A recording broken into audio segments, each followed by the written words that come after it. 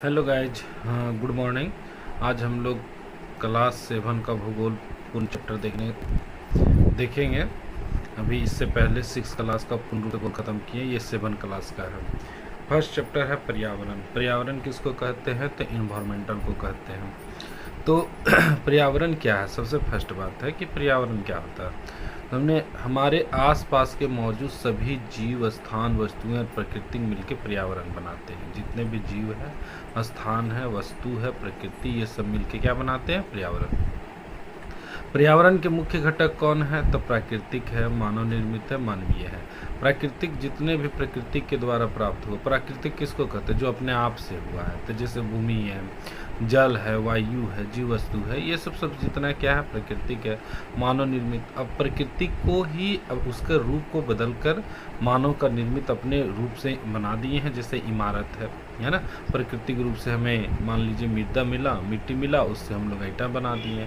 तो पार्क, पुल, सड़क, उद्योग, ये सब जितने भी बनाए मानव निर्मित। और मानवीय क्या होता है? तो जो व्यक्ति, परिवार, समुदाय, धर्म, शैक्षिक, आर्थिक क्षेत्र है, और ये सब मिलके एक पर्यावरण है।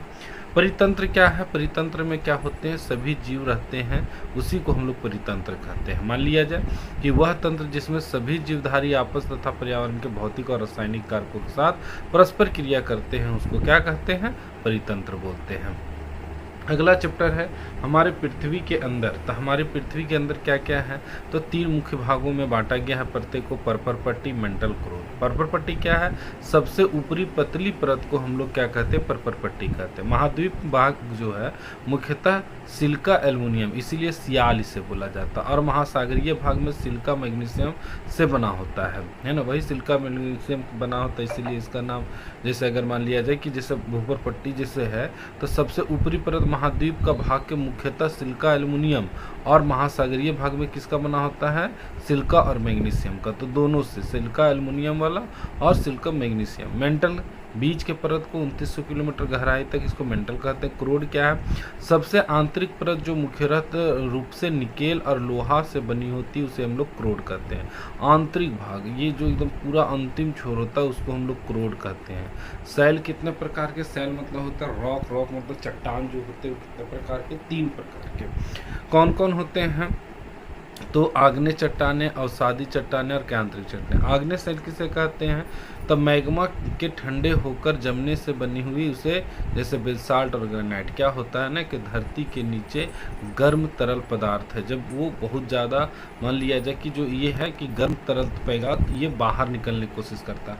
अधिक करके समुद्र का निचला भाग, जो समुद्र में कमजोर पार्ट्स रहता है, वहाँ से निकलने का ज़्यादा ये चेष्टा करता है, जिसके कारण से सुनामी आता है ना।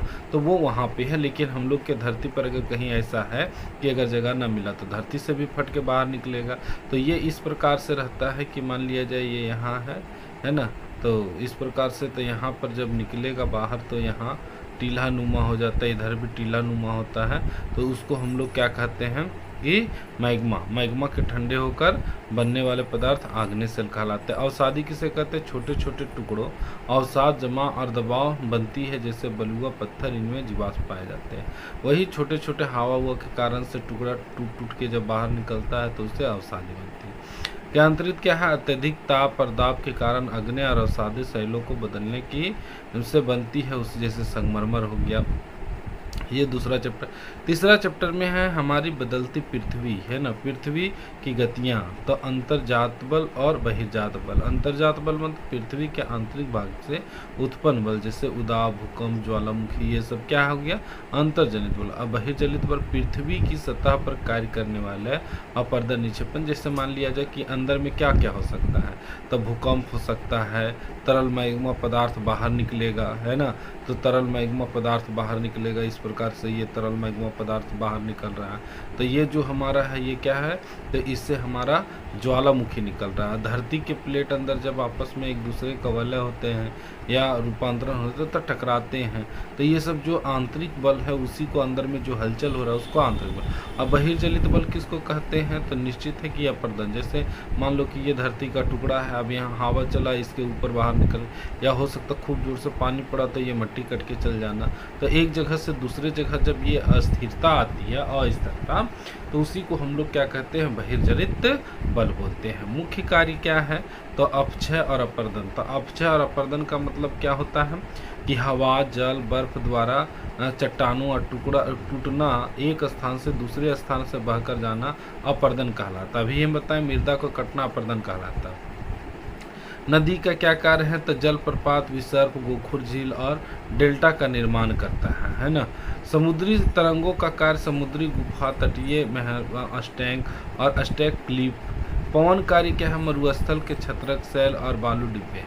देखिए अभी क्या है ना कि बोला गया नदी का कार्य क्या है, तो नदी का कार्य जैसे जल सर्प, विसर्प, गोखुर झील क्या होता है ना।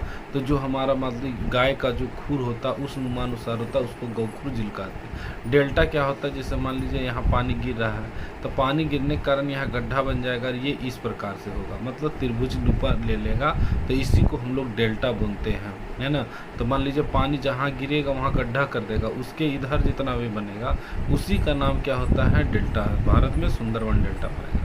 पवन के कार्य मरुस्थल क्षेत्र, ये तो बताएं कि मरुस्थल जो है पवन का कार्य क्या है, तो मरुस्थल का मतलब क्या होता है, जहाँ धरती में मान लीजिए कि स्थल पे पूरा बालू है, उसको छत्रक शैल बालू वाला, उसको हम लोग पवन काल में जो मरुस्थल के छत्रक शैल और बालू के टिब्बे हैं उसको हम लोग क्या करते हैं, ये मुख्य प्रक्रम हो जाएगा, है ना, इससे बदलेगा, है ना। जैसे नदी का कार्य हुआ तो जैसे वहाँ पर गोखुर झील डेल्टा निर्माण, उसी तरह पवन का कार्य होता है मरुस्थल क्षेत्र के शैल का वहाँ और बालू के टिब्बे जो होते हैं बनते हैं, वो हो जाता है।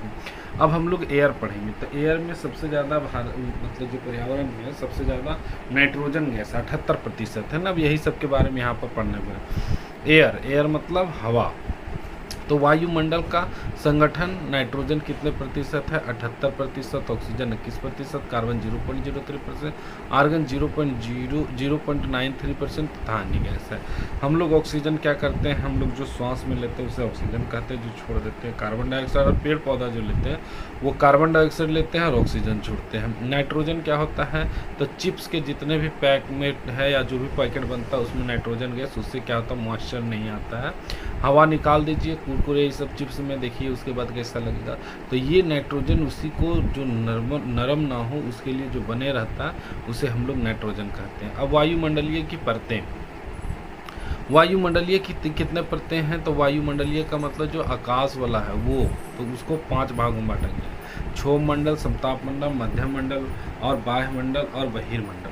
तो क्षोभ मंडल किसको कहते हैं, तो सबसे महत्वपूर्ण परत मौसम संबंधी सभी घटनाएं किसमें होते हैं, क्षोभ मंडल में। समताप मंडल हवाई जहाज का उड़ाने वाला जो होता है वो कौन सा मंडल में होता है, समताप मंडल में। ओजोन गैस की परत यहीं से। मध्यम मंडल में उल्का पिंड इसी परत पर जलकर नष्ट होते हैं। बाह्य वायुमंडल, रेडियो संचार, ये सब जितने भी उपकरण लगाए जाते हैं वो बाह्य संचार। बहिर्मंडल सबसे ऊपरी परत होता है ना, उसको बहिर्मंडल। मौसम जलवायु, मौसम अल्पकालीन दशा है कि जबकि जलवायु किसी भी क्षेत्र की दीर्घकालीन औसत मौसमी दिशा है। अब वाटर के बारे में पढ़ेंगे तो देखिए सबसे पहली बात है, जल एक चक्रीय है, मतलब यह नवीकरणीय है, लेकिन मनुष्य इस प्रकार जितना ज़्यादा यूज कर रहे हैं कि यह बहुत जल्दी अनवीकरणीय क्षेत्र में आ जाएंगे। तो यही है, सूर्य के ताप पर जल वाष्पीकृत होना, संघनीय होकर बादल बनना और वर्षा आना। तो वही है कि अगर मान लिया जाए वृक्ष उच्च काट दिया जाए तो उससे क्या होगा, संघनन विधि कार्य रुक जाता है। कोई कहता है ना कि अगर वृक्ष नहीं रहेगा तो बारिश नहीं होगा, तो वो बहुत कोई ऐसा समझता है कि वृक्ष के कारण से ही क्या होता है पता नहीं, वृक्ष के कारण पानी आएगा। नहीं, वृक्ष जो है संघनन विधि कार्य करना है। अगर मान लीजिए एयर नहीं रहेगा, अगर मान लीजिए वृक्ष ना रहेगा, तो यहाँ पे धरती पे जितने भी पानी है वो वाष्पीकृत कैसे होगा, उड़ के ऊपर जाएगा फिर नीचे आएगा। तो ये जो क्रिया होता है इसको संघनन क्रिया कहते हैं। तो जल का बहुत बड़ा, ये वृक्ष का भी बहुत बड़ा अपना योगदान है जल बारिश करवाने में, है ना। तो इसीलिए कि वो जो है हवा को ऊपर उठा सके, जो पानी है वो उठ के ऊपर जा सके और बादल के रूप में रहे, और उसके बाद पुनः जो हमारे धरती पर बारिश होने का काम करे। जल वितरण पृथ्वी का 97.3% जल खारा है। देखिए पानी ही पानी से भरा हुआ है, लेकिन वह पानी कैसा खारा है, पीने योग्य नहीं है। और केवल 2.7 जल की लवण मीठा पानी है ना, मतलब 2.7% लगभग समझ लीजिए कि पानी पीने योग्य है। बाकी 97.3% कैसा है, तो आपका खारा है। खारा मतलब नमकीन है। अब है महासागरीय परिसंचरण। तरंगे, महासागर की वजह से लगातार जल का उठना गिरना। ज्वार भाटा, दिन में दो बार नियम से महासागरीय जल का उठना। ज्वार गिरना भाटा मतलब ज्वार भाटा किसको? ज्वार मतलब उठना और भाटा मतलब गिरना, तो जो उठता और गिरता है उसी को ज्वार भाटा बोलते हैं। सूर्य चंद्रमा का गुरुत्वाकर्षण बल के कारण ऐसा होता है ना। ज्वार भाटा जो निकलता है, जो ज्वार भाटा होता है, इसके सूर्य चंद्रमा के कारण भी होता है। और हम लोग जानते हैं कि जो सुनामी होता है वह हमारा जो ज्वालामुखी विस्फोट के कारण से होता है ना। अब है धाराएं, गर्म धाराएं जैसे गल्फ स्ट्रीम विषुववृत्त के पास उत्पन्न होती है और ध्रुवों की ओर बहती है। ठंडी धाराएं ध्रुवों के निम्न अक्षांशों की ओर बहती है। अब अगला चैप्टर है ये छठा, उसके बाद लास्ट है एक और, मानव पर्यावरण का उष्णकटिबंधीय उपोष्णकटिबंधीय। ये तो बड़ा है, ये उष्णकटिबंधीय उपोष्णकटिबंधीय। जैसे अगर मान लिया जाए ये कर्क रेखा है 23.5 डिग्री पर झुका हुआ, 23.5 डिग्री पर कर्क रेखा है ना, और मकर रेखा भी 23.5 डिग्री पर। तो दोनों के बीच लगभग जो होता है वो उष्णकटिबंधीय होता है। सूर्य का लंबवत पड़ने के कारण से ये क्षेत्र बहुत गर्म होता है। देखिए उष्णकटिबंधीय अमेजन बेसिन जलवायु अत्यधिक गर्म और नम जलवायु, प्रतिदिन वर्षावन, अत्यधिक घने जंगल, यहाँ जहाँ कटाई और दहन कृषि की जाती है। जीवमंडल टूकन, गुंजन पक्षी, एनाकोंडा, पिराना मछली ये सब पाया जाता है। गंगा ब्रह्मपुत्र बेसिन उपोष्ण प्रदेश, जलवायु मानसूनी जलवायु, गर्मी में गर्मी और मानसून में वर्षा। स्थलाकृति मैदान का भाग, सुंदरवन डेल्टा और पर्वतीय क्षेत्र। मुख्य फसल धान, गेहूं, मक्का और जूट और गन्ना है। वन्यजीव या सींग वाला गोंडा, बंगाल टाइगर और डॉल्फिन जैसे यहाँ पर मौजूद है वन्यजीव। रेगिस्तान जी, तो हम लोग सबसे पहले रेगिस्तान किसको कहते हैं? जहाँ बालू से रेगिस्तान कहते हैं।